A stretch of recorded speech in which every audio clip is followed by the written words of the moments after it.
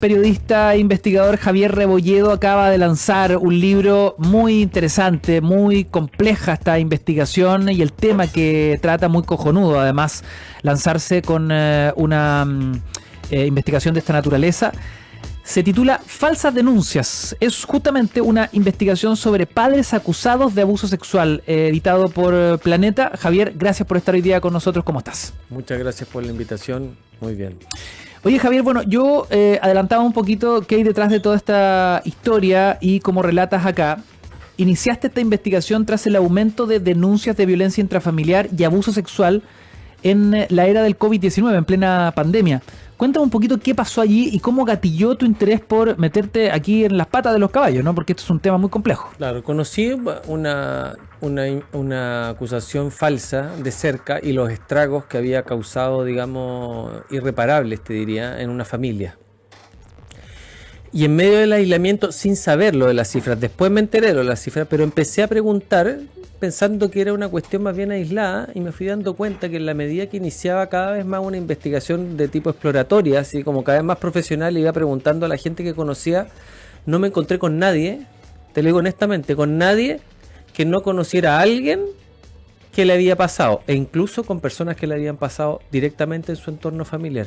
Y eso me dijo, a ver, chuta, esta cuestión está mucho más extendida de lo que yo creo y qué es lo que opera acá, qué es lo que está operando. Y una persona me lo dijo, una de las primeras personas con las cuales conversé, me dijo, acá lo que opera es la vergüenza, digamos, la autofuna, porque es tan grave el mote de que te acusen de esto de tu hijo, que es la peor aberración que un ser humano puede conocer, llegar a hacer en la vida, que esa gente, digamos, queda inhabilitada como seres humanos, como seres sociales, porque no quieren que se sepa, claro. Y tampoco en sus trabajos. Entonces, por eso no hay una sociedad organizada, por lo mismo, porque nadie sabe que al otro le pasa, pero en el fondo al que le pasa o le ha pasado está mucho más cerca de lo que cualquiera cree. Cuando tú me dices en tu respuesta, conocí un caso de una falsa denuncia, muchos en casa dirán, ¿y cómo sabe el autor que es una falsa denuncia? Porque mira, la falsa denuncia tiene varias características, digamos. O sea, una de ellas es que no se encuentran indicios de abuso sexual. Pero la fundamental, te diría, y la matricial, es siempre que esto responde a una larga historia de conflictiva entre las partes. Es decir, no se trata de una mamá que llega corriendo a pie pelado a la comisaría, en primer lugar, a poner esa denuncia. Lo que tú ves es una conflictiva que parte por plata, generalmente, por una separación conflictiva, por bienes, por visitas, por acusaciones cruzadas de negligencia de lado y lado. Como, tú ves cómo va subiendo la conflictiva y los abogados van subiendo también las apuestas, digamos, entre comillas, las acusaciones, hasta que la de abuso sexual, primero la de violencia intrafamiliar, que es muy dura también en contra de los hijos, pero ya la de abuso sexual lo paraliza todo. Se acabó la discusión, digamos, de por vida, ahí se acabó la discusión de por vida, y entra a tallar un sistema que yo digo que secuestra a los niños, digamos, porque da absoluta credibilidad unilateralmente a una parte del testimonio. La otra parte, es decir, el padre es acusado como agresor desde un comienzo, tiene que probar su inocencia, tiene que pagar por probar su inocencia. Esta es la única parte del sistema judicial donde no se respeta lo más básico que tenemos para poder relacionarnos tú y yo, claro. Y cualquiera, digamos, que es la presunción de inocencia. Tú dices que aquí no existe la presunción. Es que no es que yo lo diga, no existe la presunción de inocencia porque esa persona, mira, lo que sucede técnicamente es que se pone la denuncia de abuso sexual, el papá evidentemente es separado y se entiende automáticamente. Claro. Después esto lo ve un organismo que hace un diagnóstico. Ese organismo ya cacha, olfatea y dice, a ver, acá hay una conflictiva de 3, 4, 5 años, ojo juez, el niño o la niña no presenta indicios de abuso sexual, el perfil del padre no es pero como es un caso de alta connotación social y tenemos la ley de imprescriptibilidad de este tipo de delitos, entonces mandémoslo a un programa especializado de todas formas, porque por último, ese niño o esa niña ya fue maltratado, ya está dentro de una dinámica adultocéntrica muy tóxica, así que igual lo va a mandar a un programa especializado. Y el juez dice, bueno, va entonces a un programa especializado privado. Y ahí se produce el secuestro, porque ese programa especializado se llama PRM, y le responde siempre a lo largo de todo Chile, en estos casos al juez, yo no trabajo con agresores sexuales o presuntos agresores sexuales por lineamiento técnico. Yo hago reparación, no hago diagnóstico. Por ende, no puedo atender al presunto agresor. Y ahí se separa al padre. Esto pasado después de 6 meses del diagnóstico, de 1 año en lista de espera al PRM, y cuando el PRM entra a tallar, es 1 año más. Es decir, estáis hablando de 2 años y medio, 3 años más o menos, entre que se presenta la denuncia y el PRM comienza ya a tallar y a encontrar que no habían indicios de abuso sexual, lo cual se condice con lo que obtiene Fiscalía, que Fiscalía dice, ¿sabes qué? En realidad acá no hay indicios, se recomienda la revinculación del padre, pero no le vamos a dar el cartón de inocente, digamos, de sobreseimiento definitivo, porque estos delitos son tan complicados que podría llegar a aparecer una develación futura en virtud de la ley que te digo. Entonces démosle, en el 70% de los casos, está en el libro, démosle un sobreseimiento temporal. Con ese sobreseimiento temporal, ese padre, si quisiera presentar una querella por denuncia calumniosa para que la cifra de falsas denuncias realmente se conociera, Claro. no lo puede hacer porque tiene un papel que es relativo, de inocencia relativa. Queda como una suerte de interdicción, Claro. o está como en un limbo. Y eso en familia es considerado sospechoso todavía.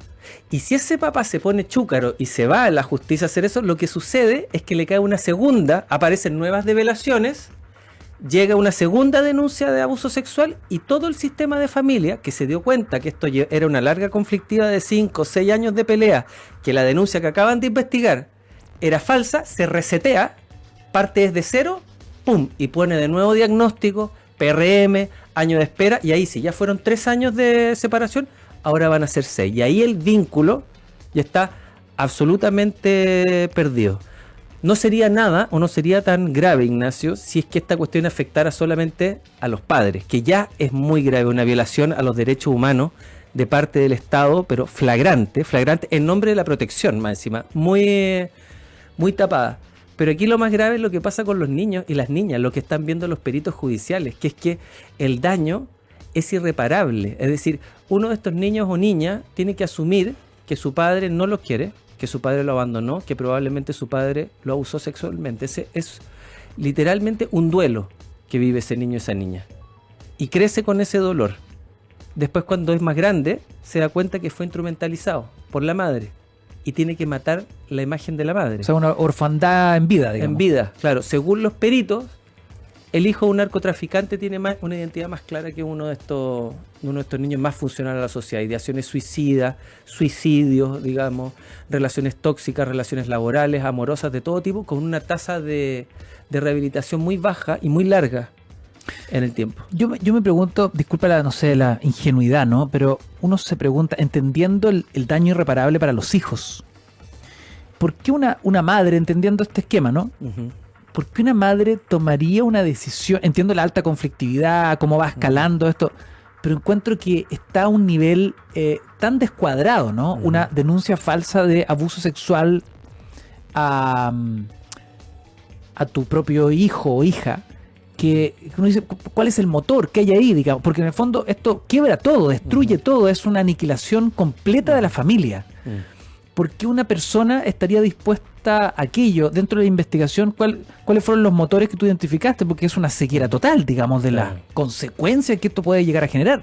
Primero hay que decir que no son todas las madres, ni tampoco la gran mayoría de las madres. Dicho eso, digamos, previamente, lo que me tocó ver es primero fuerte conflictiva, digamos, por dinero, por alimentos, por bienes. Detrás de eso, muchas veces hay un abandono de hogar, hay una infidelidad, hay una destrucción de autoestima de la otra parte, ¿ya? Un abandono a veces con un hijo, con 2 hijos. Y la falsa acusación, fíjate que se produce muchas veces, no cuando se produce el abandono, sino que cuando esa persona reinicia su vida sentimental con otra persona. Y también cuando la madre también reinicia digamos, su vida sentimental, y en este caso el que dificulta muchas veces ese reinicio de la vida sentimental, como que casarse, cambiarse de ciudad, una serie de cosas. Esto va escalando, tú te das cuenta, escalando, denuncias de negligencia, etcétera, peleas para un lado, para otro, y esto sucede, ¿cachai? Para mí me es difícil ponerme en la cabeza lo que tú me pides, entenderlo. Te puedo decir más o menos como los vestigios que van quedando respecto a este tipo de cosas, ¿cachai? El dinero, el dolor, el despecho, la ira, la inconsciencia.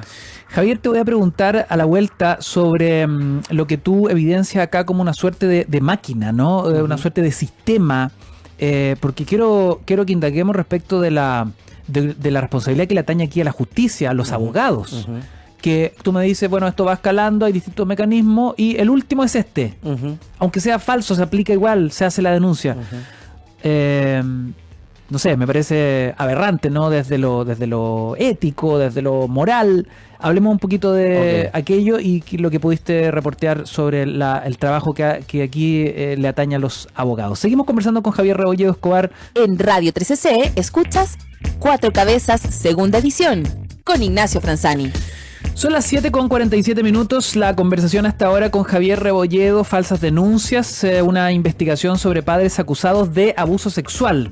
Lo conversábamos fuera de micrófono. Es un tema escabroso, es meterse las patas de los caballos, porque claramente uno no puede saber qué es lo que ocurre entre cuatro paredes. Yo por eso te preguntaba, Javier, de qué forma se documenta una falsa denuncia. Me contaste todo el protocolo, desde lo jurídico, legal. Te tenía una pregunta pendiente respecto de los abogados. Me decías que este es un sistema que muchas veces va escalando y que este es el último eslabón de recursos, con todo lo antiético y moral que significaría al ser una falsa denuncia, ¿no? De constituirse como tal. ¿Qué pasa ahí? ¿Qué pudiste reportear respecto de la responsabilidad que le atañe a los abogados?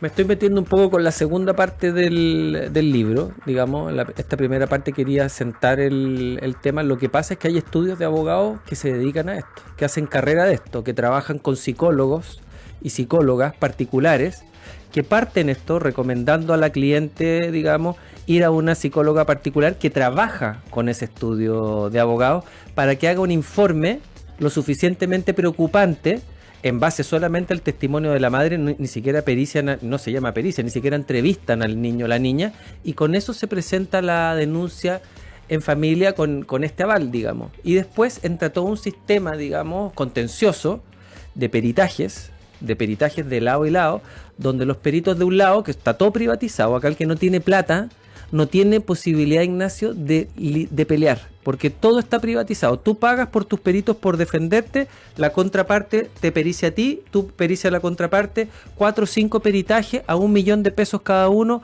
más los honorarios de los abogados. Esto es una guerra en la cual, como te digo, finalmente los peritajes se tarjan muchas veces, porque el juez lo ve y dice, esto hacen pedazo a este, los del otro lado hacen pedazo a otro. Vamos al PRM, y el PRM, que se dice con perspectiva de género, para mí malentendida, lo primero que hace, sin tener ningún antecedente más que un testimonio unilateral en este caso, es que dice, yo no voy a trabajar con el presunto agresor sexual, y como ese PRM cobra una remesa anual, hace una intervención anual donde finalmente llega a nada, pero a lo que sí llega con esa perspectiva de género, a decir, ¿sabes qué? La mamá hizo una denuncia responsable, equivocada o no, esto es importante que se haga porque significa que está cerca de su hijo, de su hija, que está acá, se ve una relación cercana, protectora, factores protectores, etcétera, etcétera. Y ese hombre queda como que, en el fondo, gracias por no haberme encontrado abusador sexual, queda con el mote en fiscalía de sobreseimiento temporal, y de ahí a portarse bien y a revincularse, digamos, en la medida que se lo permitan, porque cuando suceden estas revinculaciones, que son después en organismos privados también, si es que la mamá no va, prácticamente nunca se aplican medidas de fuerza por parte de los jueces, y acá la responsabilidad de los jueces desde el principio, cuando los mandan a todo el grupo familiar y el PRM le dice no, esa es la primera responsabilidad de los jueces, aceptar que los organismos colaboradores le digan qué es lo que tiene que hacer. Probablemente los jueces, para evitarse un caso de Lizeth Villa, digamos un caso de connotación social, para no perder su trabajo, depositan toda su confianza en estos organismos colaboradores y son cajas de resonancia finalmente de ellos. Son muy pocas veces, y hay que reconocer que sí hay veces, que jueces van en contra de estos organismos colaboradores que tienen bajísimos lineamientos técnicos. No lo digo yo, hay un informe de la Corte Suprema que los estudió, que los analizó desde diversas perspectivas, tienen bajísimos lineamientos técnicos, bajísima preparación también, y por lo mismo bajísimo y poco confiable resultados la gente que trabaja ahí. Eso es, ese tipo de personas, ese tipo de organismos son los que están hoy día aislando a los padres masivamente, secuestrando a los niños y quitándoles la posibilidad, digamos, de tener una vida, entre comillas, normal, con la anuencia y la protección de todo el sistema jurídico. Porque tú te preguntarás, ¿esto no lo saben los jueces? Los jueces tienen que mirar para atrás nomás y ver que hay 5 años, 4 años, 3 años de pelea donde se han dicho de todo. Tienen que ver nomás los peritajes que dicen que no, de diagnóstico, que dicen que no hay nada. Y sin embargo, para evitarse cualquier problema, le hacen caso a estos organismos consultivos privados y dicen, bueno, que actúen ellos y yo en el fondo voy diciendo y haciendo lo que ellos dicen. Es evidente que una falsa denuncia, solo una, daña todo un sistema, ¿no? Uh-huh. Y sobre todo a quienes son verdaderamente víctimas de abuso sexual o de violencia intrafamiliar. ¿Qué le dices a todos esos haters que han dudado de tu investigación o que justamente argumentan aquello, que esto le hace un enorme daño a quienes son realmente víctimas? Una de las cosas que dicen es que son pocos casos, eso es falso. El Estado dice que son pocos casos, eso es falso, pero además yo hice todas las consultas por transparencia, el Estado no tiene idea, esa es la verdad. Porque como no son capaces de dar el sobreseimiento definitivo a esas falsas denuncias, nunca una falsa denuncia se transforma realmente en el sistema, para el sistema judicial en una falsa denuncia, porque no hay querella por denuncia calumniosa que prospere. Entonces tampoco está esa cifra. Y en segundo lugar, decir que, bueno, con ese cuidado, con esa prevención, entre 2018 y 2022 hubo 50.000 casos de abuso sexual, entre los cuales, digamos, los hombres eran los responsables de abuso sexual infantil. Esa es la única división que tiene el Estado. Si tú lo extrapolas eso al 2025, son aproximadamente 80.000 casos en 7 años. ¿Ya? Según todos los entendidos y organismos del sistema, por lejos los que más reciben este tipo de denuncias son los padres. Ponte que no fuera así. Ponte que fueran la mitad nomás, 40.000 casos de padres en 7 años. Con más de un hijo muchas veces, con 2 hijos. Estás hablando de 50.000, 60.000 niños en 7 años. Llévalo a 14 años, ¿cierto? ¿Son cuántos? 120.000 niños. Son casi 3 estadios nacionales. Llévalo más atrás al caso de Bernardo Subercaseaux del 2000. ¿Llevas a cuántos? ¿150.000 niños? No sabemos. No tenemos la menor idea, pero son muchos. Son muchos y tenemos que prestarle atención, digamos, porque esto está ahí. Están reaccionando los abogados, digamos. Presidenta 3 veces de la agrupación de abogados de familia, Daniela Horvitz, este es un flagelo incontrolable. Defensor penal público con el cual estuve hoy día, que va a estar en el lanzamiento, esta es una realidad ascendente y preocupante. Hay que ponerle ojo. Las falsas denuncias es una de las 2 grandes causas para el error procesal, para el error jurídico, de las 2 principales. Están las alarmas saltando. ¿Qué esperas tú con esta investigación desde el plano legal, normativo? ¿Dónde está el escollo? ¿Dónde está la fisura que debiese a nivel legal corregirse? Primero tiene que sancionarse la falsa denuncia con cárcel, yo creo. Y segundo, tiene que pesquisarse la falsa denuncia. Es decir, si un tribunal se da cuenta, un tribunal de familia, se da cuenta que hay una conflictiva de 4 o 5 años donde esta es la última denuncia y el organismo que está ahí haciendo el diagnóstico se da cuenta también de que no hay elementos, tiene que pasar eso a Fiscalía inmediatamente como falsa denuncia. Tiene que el Tribunal de Familia tiene que ser activo, que es donde nace todo esto, en denunciar eso, y después Fiscalía tiene que llevar a cabo la investigación. Pero ¿qué es lo que pasa? Que cuando Fiscalía, incluso por jueces de garantía, ha recibido la orden de investigar falsas denuncias porque ha visto falsos testimonios, Fiscalía declara la intención de no perseverar y no investiga tampoco. O sea, hay una falta de voluntad de todo el sistema, digamos, judicial, que tiene que cambiar y tiene que haber nueva legislación de todas maneras. Eso es lo que yo aspiro. Claro, más allá de lo que tú distingues acá, que tiene que ver con presiones mediáticas, con una condena social, digamos, tácita, impuesta desde el primer momento. Yo te creo, hay que cambiar ciertas cosas. Acá no puede funcionar que hay que creerle a la víctima. Perdón, creerle a la víctima significa, primero, no creerle al otro, habiendo un sistema judicial, y decir víctima, asumes que el otro que está al otro lado tiene que ser el victimario. O sea, ¿y la presunción de inocencia dónde queda? ¿Para qué tenemos entonces a los jueces del sistema de justicia? No sirve para nada entonces. ¿Creámosle a la víctima? No. Eso, por ejemplo, no puede ser.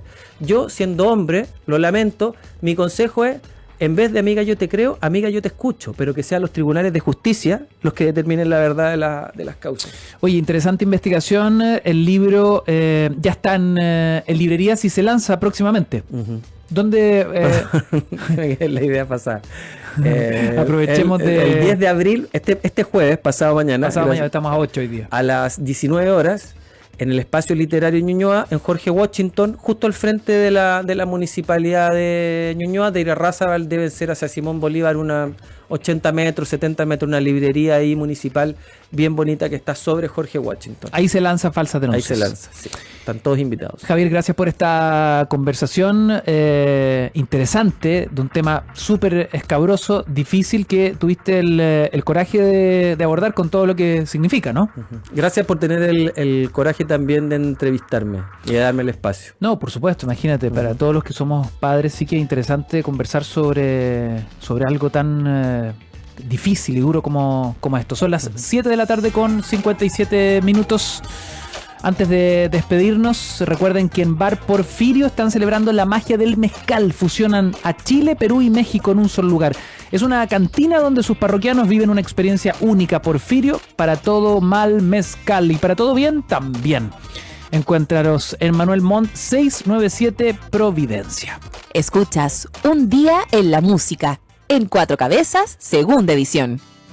Oye, este es un maravilloso regreso. Tracy Chapman relanza su disco debut y anticipa un posible retorno con nuevo material. 36 años han pasado de su aclamado debut y Tracy Chapman reedita su primer largo en formato vinilo y sugiere que podría volver con nuevas canciones y presentaciones en vivo.